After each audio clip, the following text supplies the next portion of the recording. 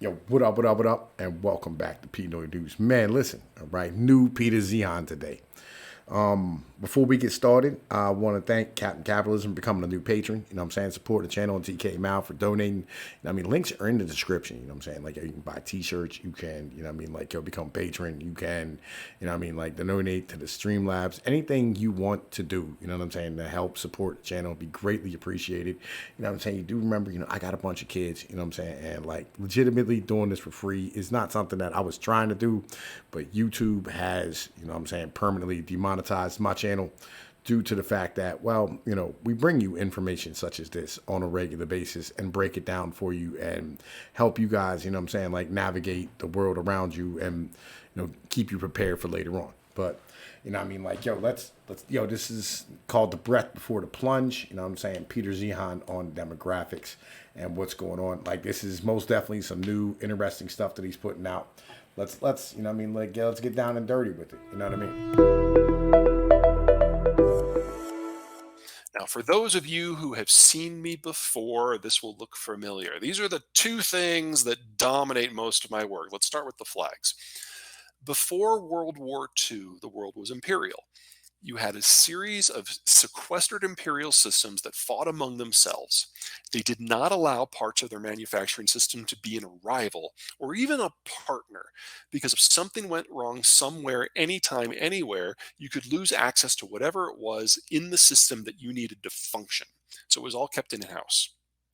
These competing systems ultimately led to World War II. And at the end of the war, the Americans tried something different. We drew our allies together at Bretton Woods, and we said that we were going to use our navies to patrol the oceans for everyone so that anyone could go anywhere at any time and interface with any partner, access any commodity, participate in any supply chain, and sell into any end market. If in exchange, we could write your security policies versus the Soviets. We bought an alliance. And we know this is free trade, and we know this is NATO, and we know this is globalization. But the So understand something. You know what I'm saying? Free trade isn't like an economic principle. Like it's just in general not. Um, when you think about your economy, right? Like there's two things you have to remember. You know what I'm saying? Like the study of economics is literally like just the study of what individuals value inside of a system. And the important part about that is the individuals in the system. Right? So, like, if your economy isn't working towards a common good for your people, right? I mean, like, you know, I know, like, oh man, you know, we got cheap goods and things, you know, are done efficiently. That's not ultimately what's really important, right? Because, like, you can have, like, all the cheap plastic nonsense from another country you want.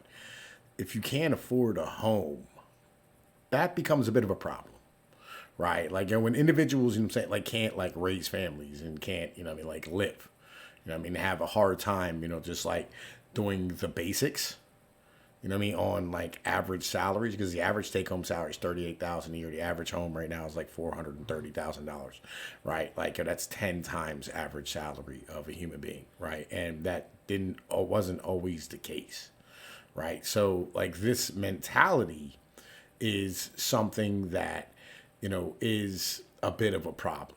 You know what I mean? And yes, it comes from an expansionary monetary policy, but it also comes from the fact that you're forcing your workforce to compete with the global labor pool, right? And that's an important aspect to understand, right? And we've been doing this for 40 years.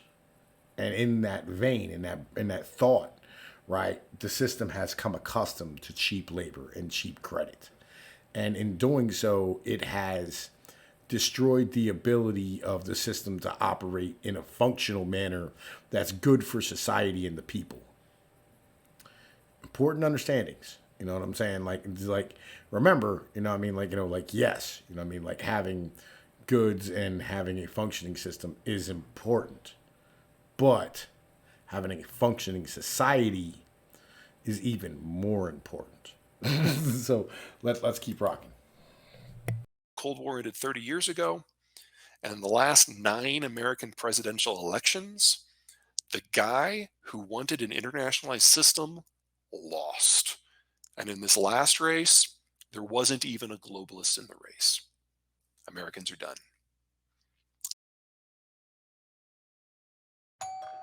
So let's say you have to read an incredibly long email from your boss that you have to finish before the big meeting starts in 10. Second, the graphics with the Canadian flags on them. These are demographic profiles. Children at the bottom, young adults, retirees at the top. Mortality tends to build it into a pyramid like you have on the left with Canada in 1965. Now, this is a normal profile. And whenever you have your bulge below roughly age 40, it's all about consumption as people spend money on cars and kids and college and homes. A system like Canada in 1965 is very high octane for growth. All that consumption is what drives most systems. It also tends to be mildly inflationary because people are consuming more than they can produce. But if you fast forward to 2020, the graphic on the right, the picture's changed. And it's changed in large part because of globalization.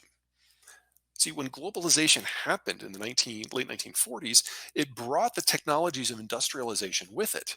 And we all moved off the farm and we all moved into town. And when you do that, you have fewer kids. And if you fast forward 60 years, you start running out of 60 somethings. All right. So like here's the problem, right? When it comes like when you start thinking about this. Because we'll hear arguments like, and like legitimate. There's no doubt that like feminism causes part of this, like 100%. You know what I mean? Like, I'm not gonna like downplay its part, but on the same point, you have to get onto the ideology of like the rat and the mouse utopia thing, right? Where like human beings, when you stuff them into boxes and put too many of them too close to each other, you end up with this problem right here that we're having where just people in general stop having children, right? Because like we can't really survive with this many individuals and like just like this close together. Like we stop breeding as a thing. You know what I mean? Like so, there's a lot to be said for that. And like I've stood here and I've done a bunch of research on it. You know what I mean? Like to stand here and like actually like back it up. And I put it in one of my most recent videos. So like you want to check it out. Like it's most definitely something I think you should do. Like let's keep rocking though.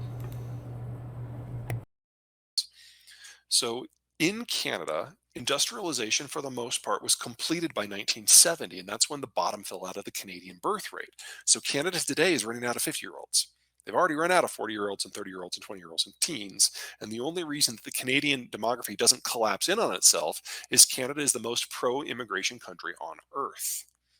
Now, a system like this tends to be really wealthy because whenever you have a lot of adults, especially older adults with fewer kids, the money that they used to spend on raising children is then spent on more conspicuous consumption. It generates a lot more interesting economic activity until you approach retirement. And then all of the money gets shoved away into the retirement savings. That's what's going on in Canada right now. We're at that moment, the breath before the plunge, the last moment before mass retirement. That takes us a lot of interesting directions. Now, what's going on now is the globalization system is collapsing. This is total American troops stationed abroad since World War II. The numbers have been trending down for quite some time. On the off chance you haven't read a newspaper in the last year, that yellow bar is in the process of going from its final couple of hundred to zero. The United States no longer has a military footprint around the world necessary to maintain globalization, even if they wanted to. Actually, the numbers are lower than this. I just looked them up. Like the amount of troops stationed overseas right now is like 140,000. Right. So like that's important to understand. I mean, like legit. Like I'm not trying to like overplay like what he's saying. You know what I mean? Like, but I most definitely want to stand here and what I mean, like actually like tell you the real numbers and shit. Let's keep rocking though. It's not that we Americans have decided to leave, it's that we've already left. And what is left of the global trade system is simply coasting on inertia. The Americans couldn't protect it if they wanted to.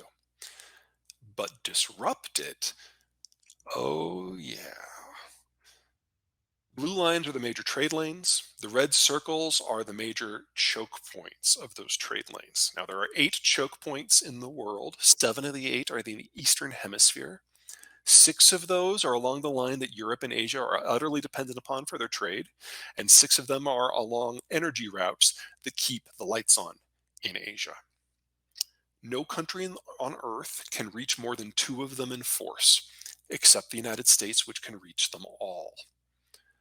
So 2 things. If you want to worry about something, worry about this. If you remove the United States, those choke points become very choky. And second, if you flip US policy, because the US isn't dependent upon trade, that was the bribe. The US is not dependent on trade, its competitors are. Then the United States has the ability to easily disrupt any competitor's economic capacity. Our whole lives, we have thought of the United States as the guarantor of stability. It's time to start thinking of the United States as an agent of disorder rather than order. And the timing couldn't be worse. Here are a number of major economies' demographic structures in the year 2000, the height of globalization. And it was kind of perfect because you had a number of countries that were younger and consumption led, and then a number that were demographically older, and so were more export led. Canada then, Canada today. But 20 years later, we're all 20 years older, and the balance has shifted, and not in a good way, because the consumption-led countries are aging into export-led, and the export-led are aging into mass retirement.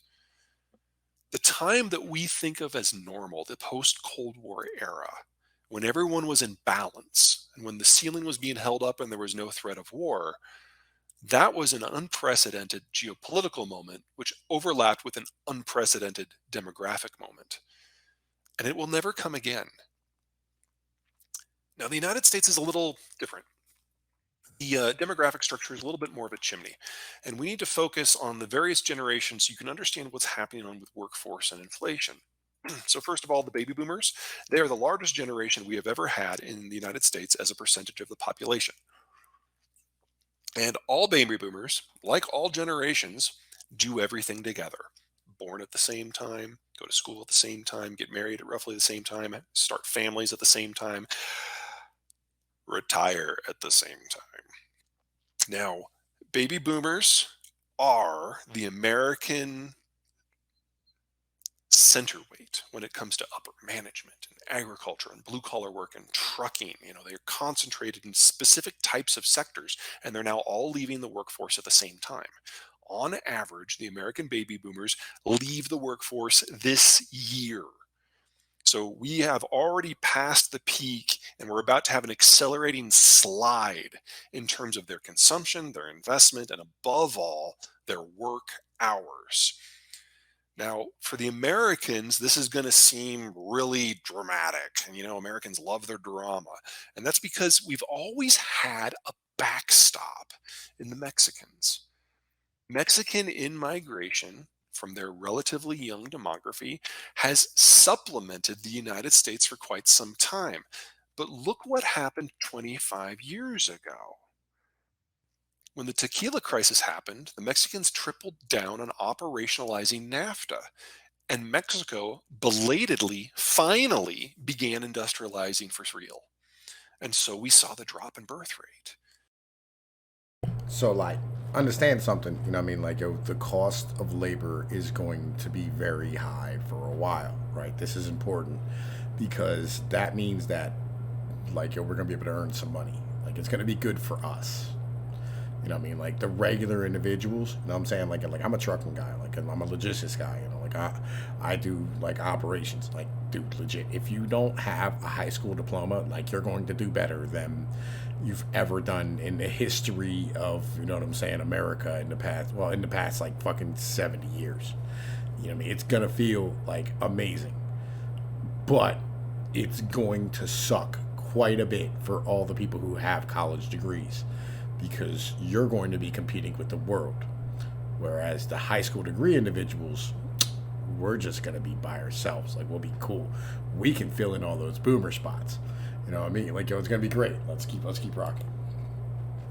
Well, you fast forward today, and the Mexicans will never have the degree of population among their youth that they have had in the past relative to their population, which means in-migration to the United States cannot happen as it has before.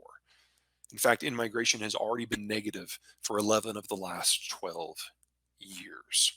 So even a minor adjustment is going to feel really out of whack to Americans, and we're going to bitch and moan about higher labor costs for years. But it's nothing compared to what the rest of the world is going through. For example, Canada. Now, the Canadians have the same in progress mass retirement effect of the baby boomers. But Canada's baby boomer generation is roughly a third larger relative to the overall population as the American boomer cadre. So you should expect the impact upon the Canadian workforce to be similarly larger, the impact upon government finances to be similarly more painful. And there's an investment side to this too, because as you age, the way you invest changes. So here's the thing. Life in Canada is going to suck a lot for Canadians. But, this is a big but, okay?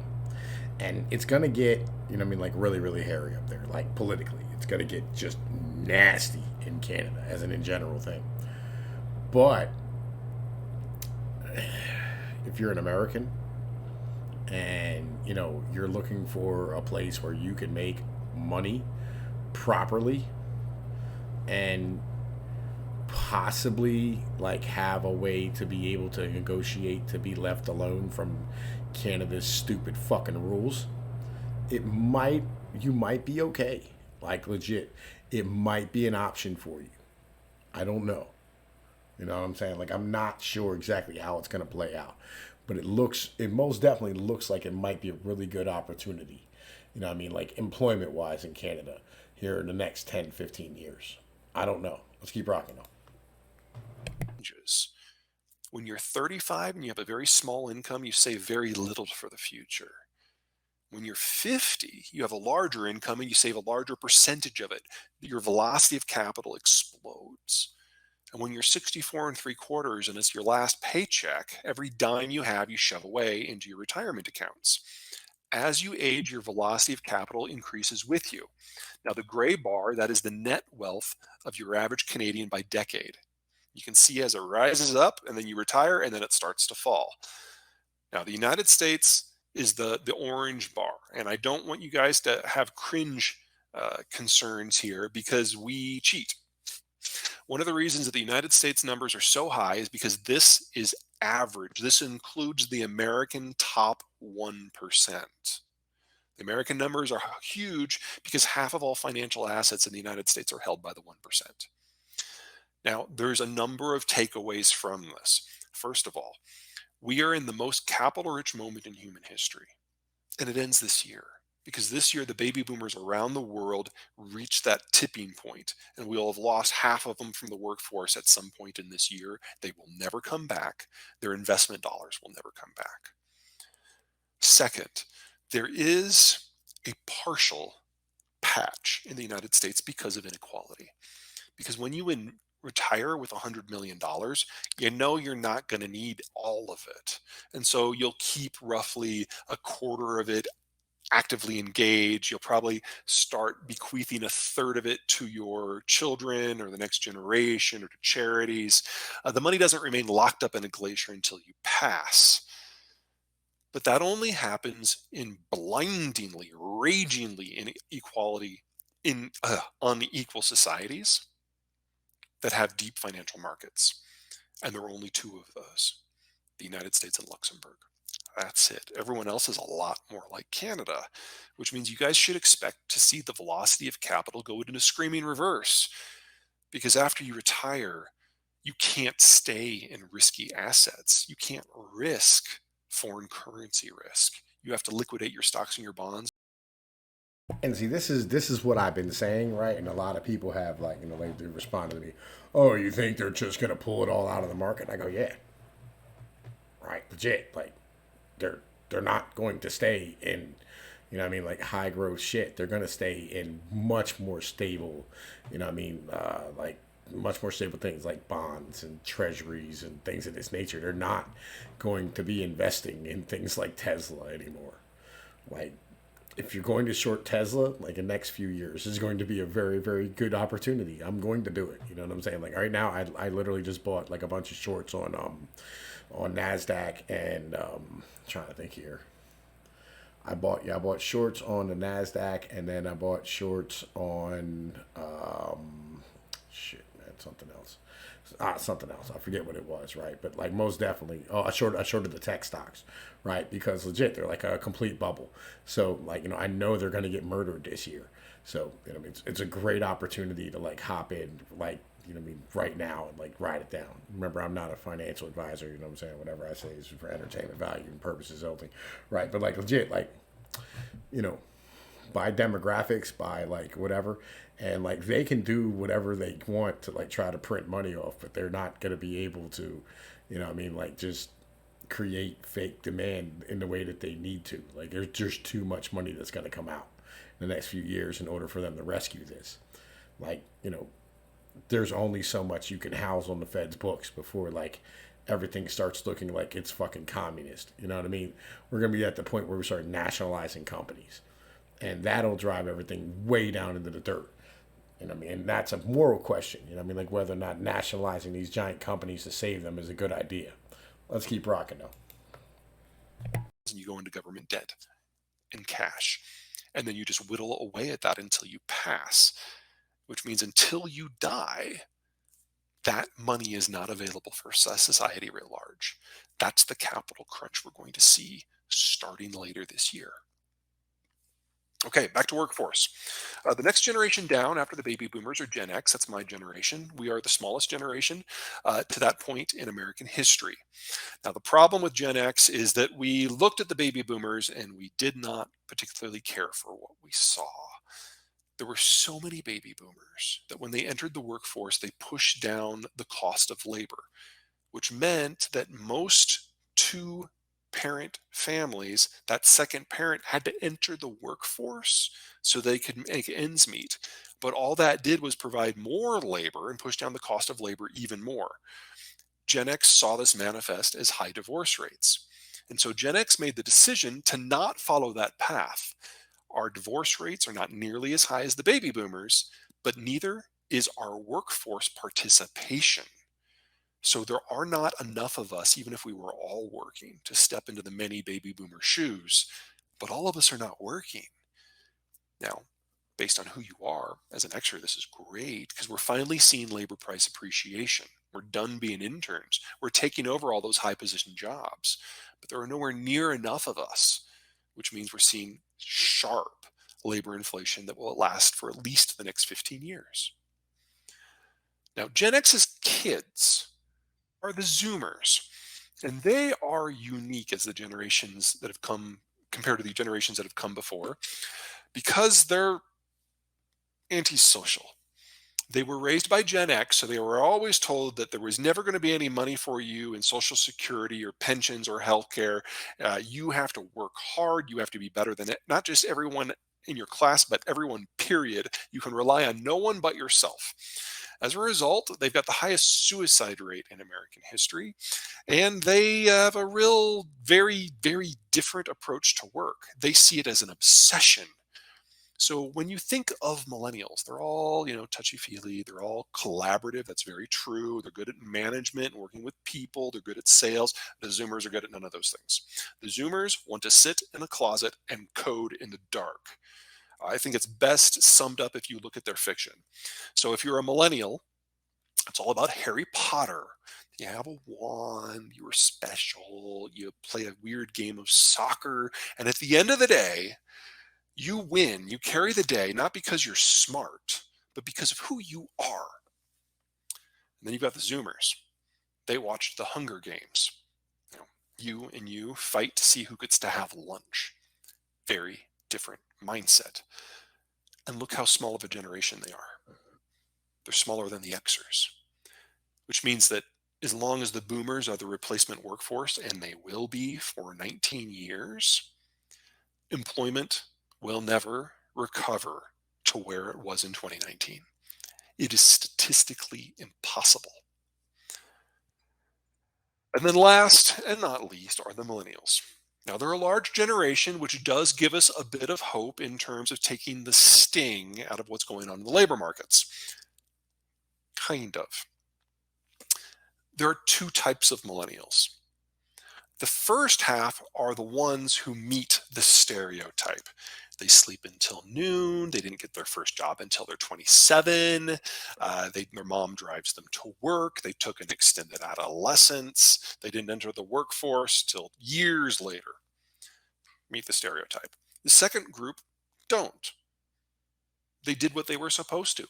They put their nose to the grindstone in school, and as soon as they left, they didn't go on a 3-year trip to Europe. They immediately entered the workforce, only for the financial crisis to wallop them up at the side of the head. Whether it's because they did everything right, and so they were the last ones in and first ones out during the financial crisis and lost years of experience, or because they went out to find themselves for several years and they lost years of work experience, the millennials missed out on 3 to 5 years of those first critical moment, 3 to 5 years. Let me keep this a buck, right? I'm not sure who exactly he's talking about, right? Like the first half of the millennials, like, yo,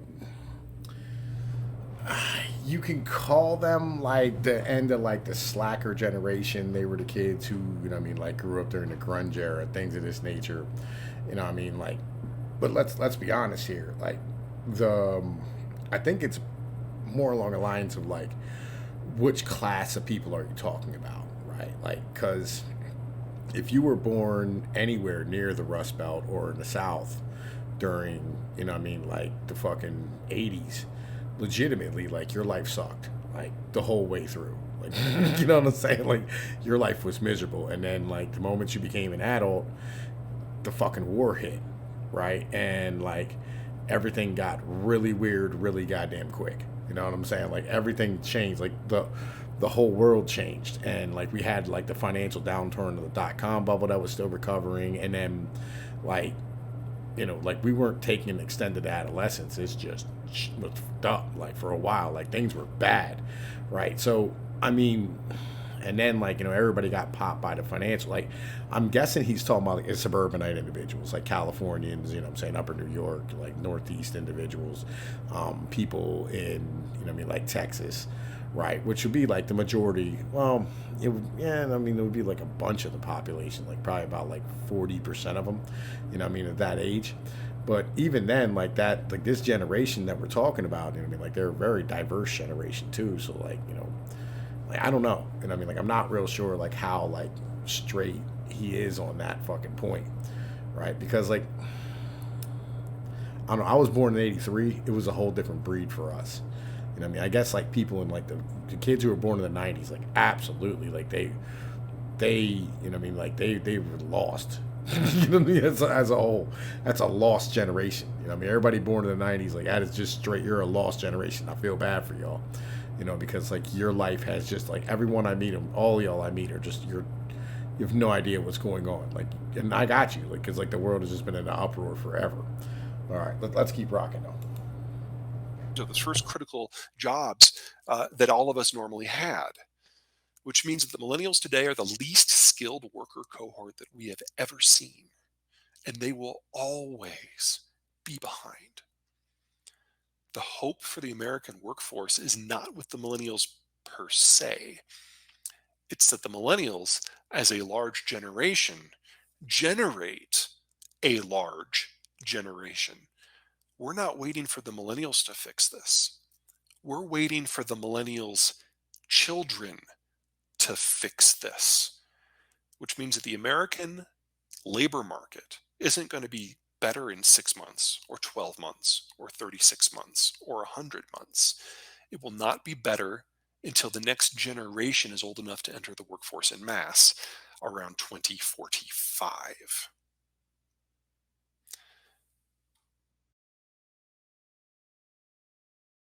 This was the ultimate survival food of our forefathers.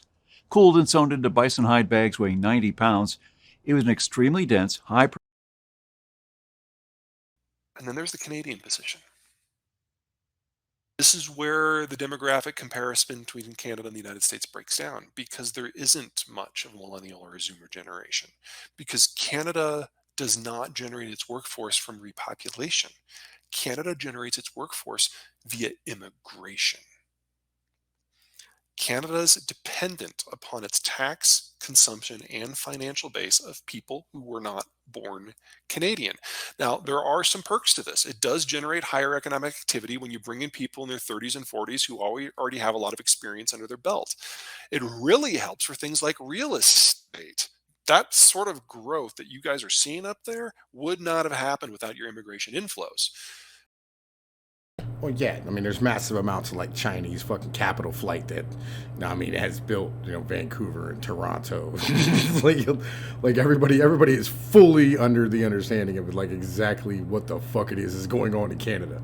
It's not so much like it's immigration, it's capital flight from China, right? Let's get that 100% honest, right? And then yeah, there's a bunch of like Pakis and like Indians, and they're high class individuals, right? But don't get anything misunderstood. All that capital that's coming there is from fucking China. Keep that honest. And as long as immigration holds, then okay, you can ride the bubble. But should immigration break for whatever reason, the single largest source of financial liquidity, the single largest source of economic growth in Canada collapses. Because real estate is what you've got. It is the single largest economic sector by a significant margin. In the case of BC, 3 to 4% of government revenue is nothing more than title transfers. And most of the construction that you're seeing is with foreign money. It's kind of like what was going on in the United States in Miami in the 1980s, but in Canada, it's a national phenomenon. I mean, like, but that was cocaine money, you know. like the money that was coming into Miami in the 1980s was coke money. That was not like just like immigrants with capital flight trying to get out of places. It was literally like drug money that built Miami as a whole, right? Don't like let's keep that all the way funky when it comes down to it. This is like, it's still illegal activity, but like it's not like they're over here like running like cocaine empires in Canada.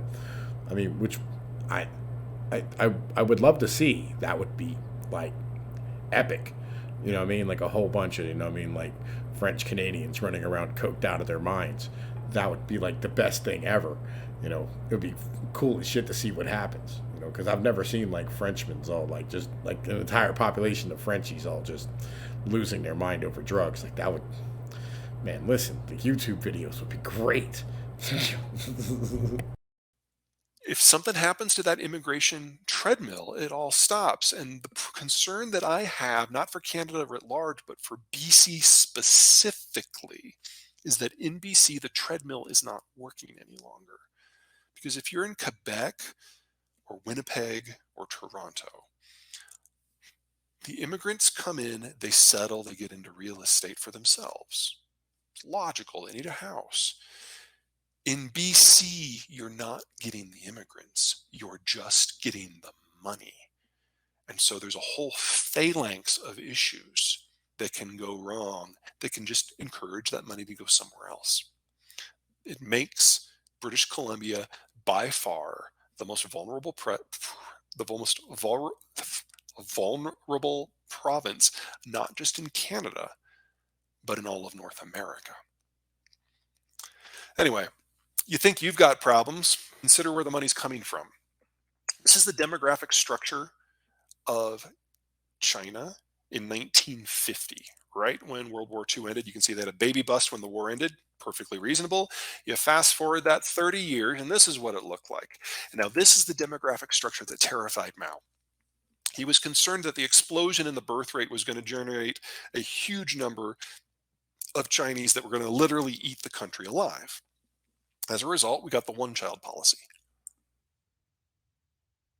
So this is where we ended up in the year 2000.